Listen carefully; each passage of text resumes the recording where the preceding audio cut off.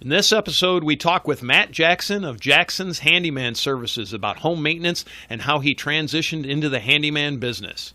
Matt has some awesome tips and tricks to help you maintain your home and some great ideas on starting as a handyman. Welcome to the Handyman Pros Radio Show, home improvement and maintenance tips from the pros. Thanks for listening to another edition of the Handyman Pros Radio Show, where our goal is to help save you time, money, and aggravation on your home maintenance and repair. This edition's entitled An Interview with Matt Jackson of Jackson's Handyman Service. To help me explain, I'm here with my ever-cheerful co-host and old buddy, John. John? Yes. Yeah. Johnny, tell me some stories, baby. Tell me some stories. Yeah. Stories, huh? Boy, think fast on your feet on stories. Well, you know, I'm really excited, Larry. You know why I'm really excited? Tell me, John. I actually installed a new hose hanger. Do you believe that? After all these years, I broke down and bought a really nice one on the back of my deck. Did you replumb that? What you were talking about? No, I haven't done that yet. But okay. That's what you and I were talking about the other day. Was for everybody out there, I've got of course the hose bib is on the foundation wall. That's of course they built a deck directly over the top of that, so I can get in there. But I had to run a pipe out, and so I can put the hose bib outside the deck, so I don't have to crawl under the deck. Hey, I gotta go hook up the hose. Hey, I'll be back in 40 minutes. Deck. Yeah, I'll be back in 40 minutes. So I'm gonna replumb that with some some PEX. But it was great to have a nice new hose hanger, and after all these years of an old plastic one that was just breaking apart, I'm like, wow, 2 screws, so I could put a new one up. So, yeah. So here I am, right? The life of a handyman. Oh yeah, folks. I want to tell you, and this is actually a beautiful segue. You're going to laugh when I say this. The handyman's house is just like the plumber's house. Everything that needs to be fixed needs to be fixed. Guess what? Cobbler shoes are always last. That's right. The cobbler shoes are always last. And the reason I say it's the perfect segue is we did this episode with Matt Jackson of Jackson's Handyman Service, and we actually before the show we were talking about those exact things, and he was alluding to the fact that there's things at his house that aren't getting done either, and it ended up into a different conversation we're not going to mention. But anyway, folks, we had a great conversation, and here it is. We're here with Matt Jackson of Jackson's Handyman Service. Welcome, Matt. Thank you. Thanks for having me. All right, John. So do you want say hello, John? What? Yes. Hey, Matt. This is John. Say hello, John. Hello, John. So anyway, and welcome to the show, Matt. Thank you. Like I said, glad to be here, guys. All right. So we've introduced you in the pre-show, so we're gonna jump right into questions. Give us some background on yourself. Tell us where you are. Tell us a little bit about Matt. We want to know a bit about Matt. Okay. I'm in Rock Hill, South Carolina, just below the North Carolina-South Carolina border, near Charlotte, North Carolina. I've been officially a business since 2014. I've been full-time for 2.5 years. I worked at a paper mill for a long time. I felt like I just didn't know how long that paper mill would last. And me being 40 at the time, 41, didn't know if it was going to last long enough for me to retire. I had a friend that also worked there that he got into doing home inspections. And he was talking with a guy that was getting close to getting laid off, and told him there was a big need for a handyman service in our area. There was many houses that were being sold, and people were always asking. So it got my mind working. I always had a ton of tools. Probably like a lot of men, you buy a bunch of tools and don't really need them. So anyway, I got to talking to him, and he said he'd start sending business to me. Well, it wasn't a very long amount of time. I had more work than I could get done.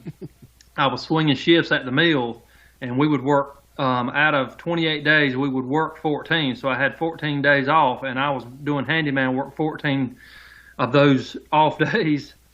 so I finally told my wife, one of these jobs has got to go. I'm not getting any time off. It's either going to be the paper mill or the handyman service. The paper mill ended up losing out, and I went full time and hadn't looked back since. Yeah, Oh, that's fantastic. a great story. Yeah, so you started as a side hustle, basically, just Yeah. picking up jobs here and there, and you hooked up with a home inspector. It's funny, John and I we have a friend that's a home inspector, and he sends us both a bunch of business. We met him years and years and years ago, and he started up his side hustle was being a home inspector, and now he's like, oh, I've got this job, that job, and the next job. So it's a fantastic source of business, It really is. of generation is one of the sources, and maybe we'll get into some of that stuff. Do you specialize in anything in particular? Is there anything, and are there jobs you prefer over jobs you don't prefer? I mean, both John and I, we do a lot of to-do lists, but tell us about what your experience is. Some things that are more of a specialty, I'll pass on: flooring, tile, stuff like that. Some, of course, I'm not even licensed to do electrical and plumbing, but if I could go hang ceiling fans all day, every day, I'd be a rich man, but there's just not enough ceiling fans to be hung. But I really like carpentry. I like working with wood. I've gotten where I build a lot of decks, and I've even got into the composite decks and aluminum railings, and I really like that. And that seems like it might be my niche or specialty. But I built a swinging bridge about a week or so ago for a real good customer out of wood and cable, and that was just really fun to do that. So the long answer to your short question was carpentry is probably what I like the most. What you like the most. But do you do a lot of to-do lists? Are you doing anything like in the real estate, side, like doing punch list stuff? I do. I get realtors that they got a closing coming up, and they can just email me a list, and a lot of times I can just give them an estimate from that home inspector's repair addendum, and just go out and knock those out. Those are good money, because it seems like the homeowner just wants it done, and then they're not even there to nitpick you when you get done. Not that I don't do a good job, but they don't even see what you did. The new guy comes in, they just want it done so they can get out. The new guy just wants it done so they can get in. So it seems like the price is never an obstacle on those jobs. Yes. Yes, we John, we do a few of those. I've been doing it lately. I've been doing a lot of those just because the real estate market's so red hot. But yeah, it is a thing, right? It is a thing. Challenges you face. So you've been doing this since 14. So what challenges have you faced? I mean, what are the challenges that you face as starting off, and then challenges as you go full time? I think one of my biggest challenges starting out was, the confidence to. It's funny that if I'm working on something at my house, there's no pressure. I don't worry about it. But when I get to working on somebody else's house, I guess that's a good thing, that you want to make sure you're going to do it right and do it good. Mm-hmm. But also being able to say no. If somebody asks me to do something like crown molding, not all crown molding, but a large amount of crown molding or a lot of specialty trim work, if I don't feel like I can do it good, or I'm going to use 5 bottles of caulk on it, I'll just tell them, I'm going to pass on this one, Do your best and caulk the rest. Huh? That's what I heard. They say 1/4 inch is too wide for caulk, but I can shove some newspaper in there and fill it up. No. Stuff like that, you gain a lot of trust from customers by saying no, and I was scared to say no to begin with. That was in the beginning, and now, like everybody else, I'd like to hire some help and be able to grow my business some more, but it's hard to find.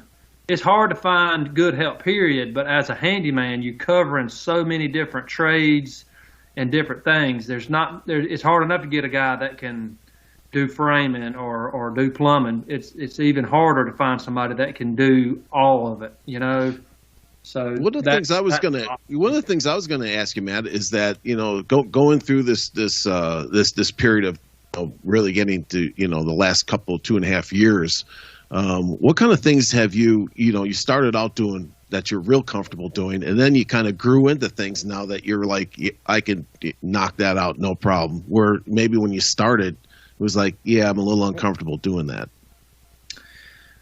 Well, I'd have to go through my memory list. But some things, handrails or even rotten things, changing out a door and a front door or an entry door to a house. That's at first that would have seemed like an overwhelmingly large task, but now I can do it in a couple of hours if it's everything goes right. But or even if you see rot and all of that fear comes jumping in your head, how far is it going to go? What have I gotten myself into? But just getting past that. But doors and things like that now, it's not as scary, or I don't know if intimidating might be the better word for that. But I guess things like that. I don't know if that answers your question. No, it doesn't. No, it absolutely does. There's certain things that when I first started out, I was like, hey, man, I can, like you said, if it's in my house and I don't have the pressure to work under, I'm going to figure it out. But things like windows, doors, things like just that right there was things that I wasn't comfortable doing at somebody else's house. Now it's not a problem. But you kind of know what to expect, Right. There's been lots of times I've told a customer, you know what, I'm going to step out here to my trailer and grab a tool, and, you got YouTube ready to rock. So you walk through the door. Right. Just make sure, am I thinking about this right, but. And I agree with you, too, and we were talking about this before the show a little bit, was the rot, like the wood rot issues and things. And we kind of beat this up, on the show a lot. But it's true. For everybody out there that's listening that's why you really want to stay on top of rot right away, because you never know what's going on. You don't know what's going on behind it. You never know what's going on. So it's very difficult for anybody who call in on a job like that of, what's it going to take? I don't know how far this has gone, because it's like, you got termites or something, it's kind of akin to that. So by the time you see it, it's too late. Like when you replace a door or a window, if somebody or on that deck, I was talking about, if you don't put a piece of flashing on there, when you know that it's rotten, it's way too late. When you finally figured it out, and even that makes me think too. Have you guys ever put those roof vent boots on top of a house? Those I can't think of the name of them that you can put on top of the vent coming out of the roof of the house. Oh yeah, the boots. Yeah, it's just you just pretty much stick it right on there. Right. I've got some of those, and I always tell them when somebody will call me and say I've got a little leak up there. I always tell them, if I were you, while I'm up there, let's go ahead and cover them all, because by the time that thing starts leaking, you're gonna see it in your living room on the sheetrock, and it's gonna be a bigger problem than this $25 cover here. So. Right. I don't know how we got off on that tangent, but no, and that's a good one. Now I don't really, I understand exactly what you're saying, because I had that issue on my house. Now I don't get up on roofs anymore. I'm too old for that. So, but I hear what you're saying, and those boots are relatively inexpensive. And for everybody listening out there, we never really even talked about them, but those are the vent stacks coming out, and those things will, start to deteriorate. Yeah. And then water leaks around the vent stacks, and next thing you know, it's like, where did that stain in the ceiling come from? Yeah. So it brings up a different topic, Matt, and it's a relevant topic. So John and I talk about this, but we just want your take. In that case, are you not working as a trusted advisor? So when you make those, and my thing is, when I go to talk to customers, if I see something like that, I call it an economy of scale, right? So you're up on the roof anyway. You're talking about nominal money to create or to decrease the chance of a potential problem or fix a problem they don't even know they have. Is that has that been really successful? It's been very successful for both John and I to be that trusted advisor where we get up and we identify problems they don't even know they have. And I always tell people, I'm not trying to generate excessive money out of you, because I'm not. What I'm trying to do is protect your investment. But is that something, do you do that a lot? Do you see that a lot? Because we see it a lot. We just see a lot of that kind of stuff. Yeah, I think so. And especially in places where the customer never goes, on the roof and under the house. Under a house, there'll be things, while I was under your house, I noticed the insulation's a little wet. That tells me you got something going on under there, or there's a leak under your shower that you don't know about, but I noticed that the boards are rotten under there. And I'll take pictures. I'll take pictures before and after if they do want me to do the work, even if they don't ask me for them. I think because sometimes people may not have the nerve to say, can you prove that? So you just go ahead and beat them to it and rest their mind. Mm-hmm. Look, here's what you got going on under there, and I can fix that for you. And like you said, I'm not trying to upsell you, but this is an issue that you've got that's going to rear its head at some point. And I think that builds a lot of trust. It's up to them whether or not they want me to do it, but as far as that roof vent, the customer called me and thought they had a leak up there, and I stopped at Home Depot on my way, grabbed 4 of those boots, and I told them when I got there, I said, you got 2 more there. I said, these things cost $25. I won't charge you any more if you want me to go ahead and pop them on there while I'm here. So, I really didn't upsell them. I just kind of took care of them. And I mentioned this at some point. Sometimes I'll tell customers when I feel they're comfortable with me saying it, I want to make a lot of money off of you, but I just want to do it over a long period of time. Sure. And doing that kind of stuff is fantastic. Most people are greatly appreciative of that because even when you get up there and do that kind of thing, and sometimes I do little things gratis, and you spend a nickel, comes back dressed up as a dime, right? Yeah. So that's good. And Larry, to your point, being a trusted advisor, we've talked about this on some other shows and things like that. But the people out there that are listening, one of the nice things about having a handyman that is really can become a trusted advisor for any work that you have that needs to be done on your house, whether that person does it or not. Let's say an electrical or a plumber, where you need a licensed electrician or licensed plumber.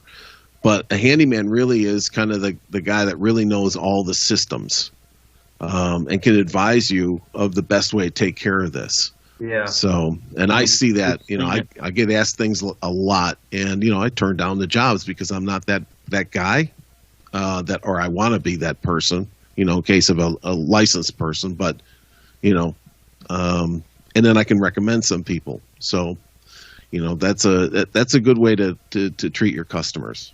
Yeah, I think so, and it goes a long way because there's already a stigma that contractors are going to stick it to you. You got to watch these guys; they're going to get you. So if you can overcome that, and you can be that guy, you got a customer for life. Yeah, Correct. That's a great philosophy. We both John and I abide by that philosophy, and we part of our goal is to help other handyman understand that that's a very honorable way to go to do things.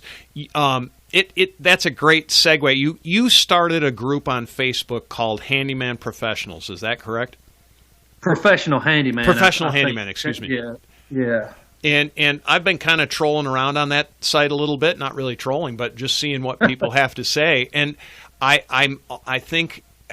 really like it from the standpoint of I want to, or we, John and I think we share this opinion, but we want our brethren, as it were, to do really good quality work and become those trusted advisors because there's just too much of what you just said. The contractor comes in, and they promise the world and they deliver nothing, or they steal your money, or whatever. There's a million stories, right? There's a million stories.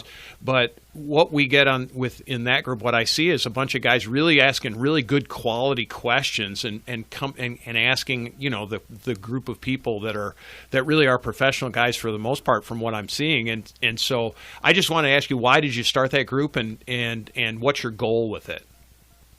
Well, I'd done some pressure washing type things in the past, and I had joined a pressure washers group on Facebook, and it was just, I was scared to ask questions on it because as soon as you would ask, apparently if it was a rookie question, they would just be all over you. I mean, they would spend more time telling you they don't want to answer your question than just answer my question, or just shut up. If you don't want to help, just shut up. It takes zero time to not answer.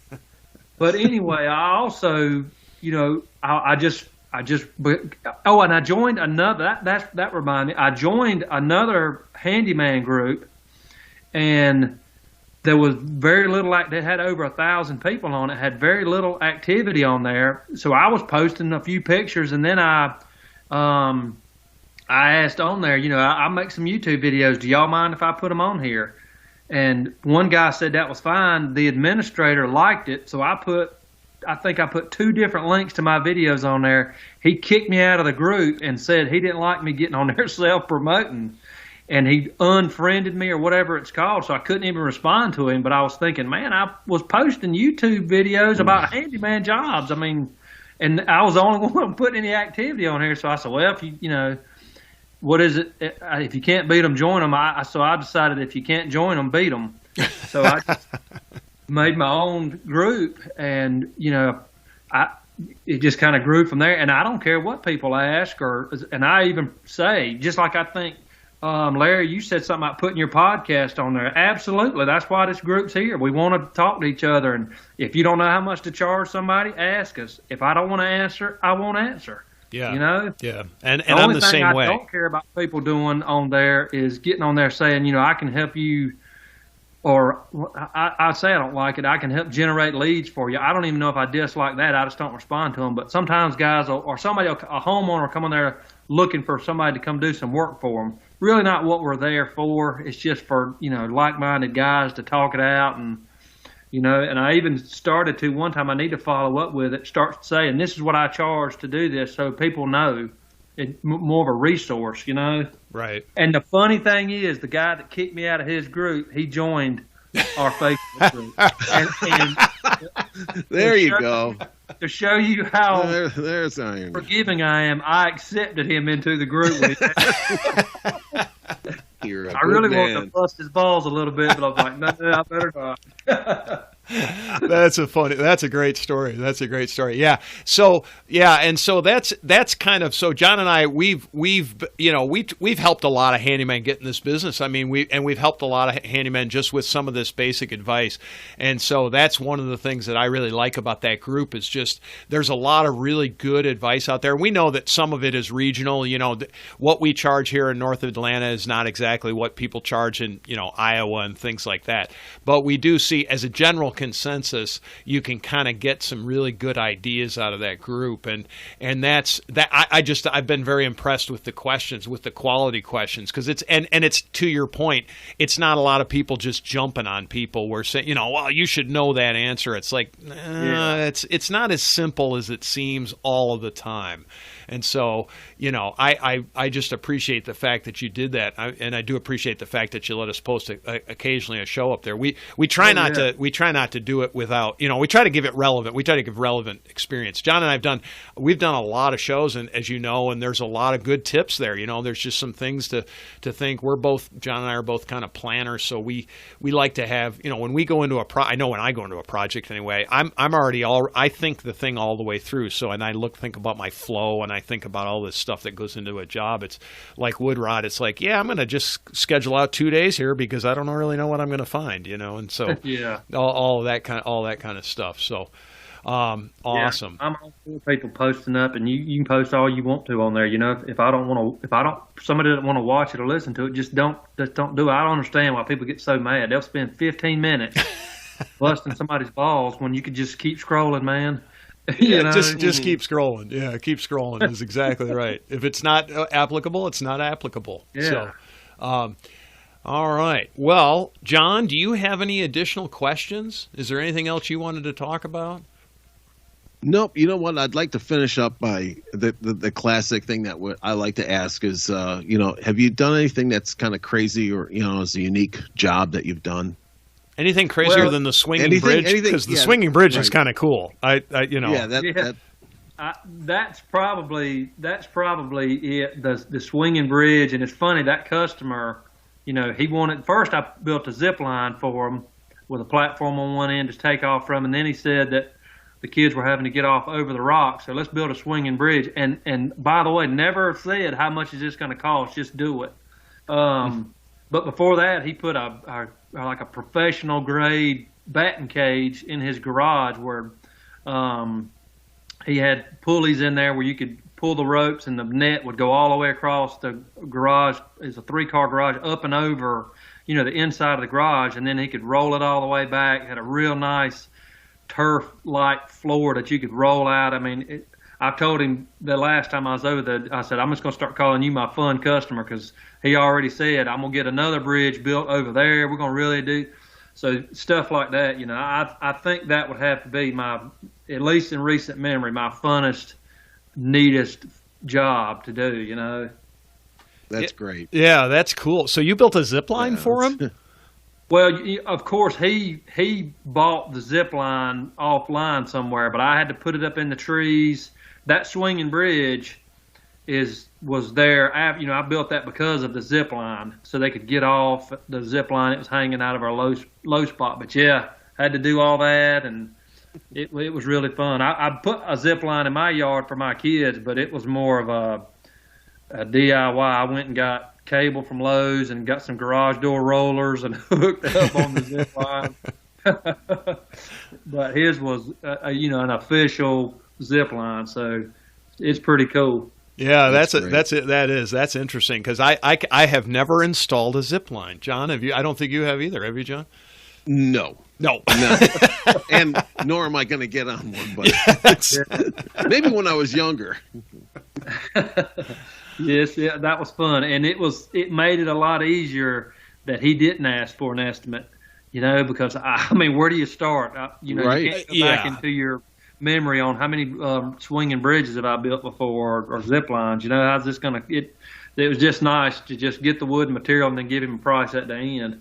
Yeah, absolutely. Yeah, that's one that I couldn't even ballpark a figure, because there's engineering. It's everything. There's engineering involved. Yeah, I mean, it's turnbuckles and it's stuff that I didn't even think about until it's time to get it. Yeah, and there's I don't believe there's any, there probably is, but I haven't done the research, but I doubt there's any YouTube videos on this is how you build a swinging bridge. Maybe there is. I had a hard time finding something for that, and I got a little bit of information, but I wanted to make a video of that, but his kids, I couldn't get out of the way fast enough. Those kids were zipping through there, and so I told him, I said, I'll just come back and make a video of it. So eventually I'll get some video, because there wasn't much online to show me how to do it. Yeah, that's really a very, I don't know. I mean, it's almost like, I hate to say it, it's like a third world build. I mean, we don't do much of that here.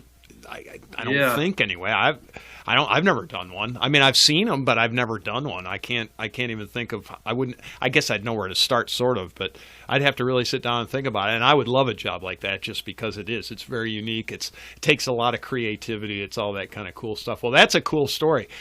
Well, Matt, we'd love to have you back on the show, but before that, so first off, again, tell us who you are. Tell us how people can get a hold of you. If anybody's up in the Catawba area, maybe they want to get a hold of you and use your services. So give us all of that kind of information. Well, like you said at the beginning, it's Jackson's Handyman service. I guess is it okay to get my phone number out here? If you would like, that's fine. 803-493-1827. And the best way to get in touch with me is to send me a text, because I am a hands-on guy. So when my phone's ringing during the day, it's hard to answer it. But I've got a Facebook page, Jackson's Handyman Services on Facebook. I've got a guy making a website for me, but it's not up yet. But those are probably the best ways to get in touch with me. Phone number. Can you give your phone number one more time, please? 803-493-1827. All right. Well, perfect. Well, Matt, we want to thank you for being on the show, and I think we're going to have you on again sometime soon. I'd love to do it, man. It's been fun. Thanks. Yeah, thanks so much for being on the show, man. It was a pleasure to talk to you. You too. Thank y'all. I want to thank Matt for being on the show. John, what are some of the key takeaways from our discussion? Yeah, that was I really like talking with Matt, and when Matt hears this, good luck to you, Matt. That you sound like you've got a nice little job going, gig going out there in the Carolinas there. So some of the things that I heard, and it validates everything that we talk about. I think number one is, on a good handyman, do the jobs that you're comfortable with doing. We all grow, our knowledge base grows and grows as you get into this. But when you're starting out, do the things that you're comfortable doing, and not getting out over your skis, right? Right. So those are the kind of things, and then you have to be honest with yourself about where your either knowledge base or your legalities start and stop as a handyman. So I think that's one of the takeaways there, and also that he works a lot exactly the way that we work, Larry. Is the honesty of discussions with your customers and prospects, so that they know that there's certain things, and how much you're going to charge, and all those good things, and then that kind of leads you to these long-term relationships with the folks out there, and then you become kind of the trusted advisor or as a consultant to those folks, so that when things come up that maybe you don't even do, but they call you to ask you your opinion, and kind of the procedure and how they should go about approaching that kind of an issue or area.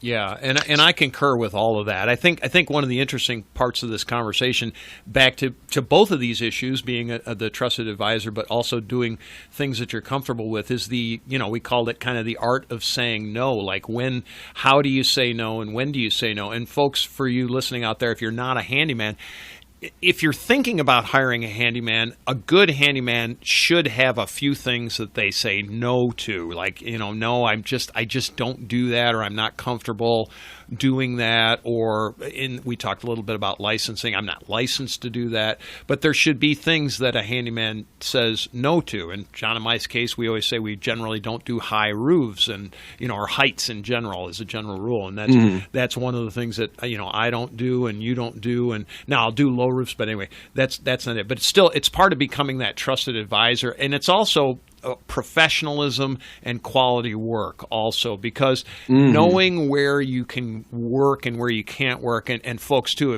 if you're not in the handyman business, but if you are trying to hire a handyman, he or she, because there are plenty of good women, we need to get a couple of those women on anyway, he or she needs to be able to say no on certain jobs. There's just things that you're not going to be good at, and you just don't want to do, or you're not competitive in, or any number of things. But those are the things. Those were my big takeaways. It's exactly as you said, John. It's confirmation of what we know this, but we also see out in the field. We see too many people that don't say no. Right? I mean, do you agree with that? Yeah. And this really divides, the people who have a lot of business going and the people that might not be that busy right now. It's the honesty, and it's that building a customer base. So, folks, when you're calling in a handyman, there's times that that they're probably going to say, "Man, it's a little outside of my my knowledge base or legal, issues and things like that. But by that I mean a licensed electrician or licensed plumber really needs to do that. And those people and those good handymen would know, good electricians and plumbers too, to give you a recommendation. So, or they should. It's kind of hard to find lately, but anyway, that's a whole separate issue. It's very hard. So, this is my question to you. The other day, there was a spaceship that landed in your yard. Did you tell them no, or did you just tell them yes? It's my question. No, I don't know, but Matt sure sounds like a guy he'd be on that thing and taking it apart in no time. That's kind of that was my take. I was kind of like, he'd probably be building a zip line out to it, and right. Folks, if you have any questions, comments, or concerns, please send us an email, questions@handymanprosradioshow.com. We do have a website. It's handymanprosradioshow.com. You can join us on Facebook at Handyman Pros, and we're also on Twitter at Handyman Radio, at Handyman Radio. How many times have I done this, John? Plenty of times. Sounds like not enough. Keep practicing. Yeah, that's exactly right. Folks, we appreciate it. We are going to see you next week on the Handyman Pros Radio Show.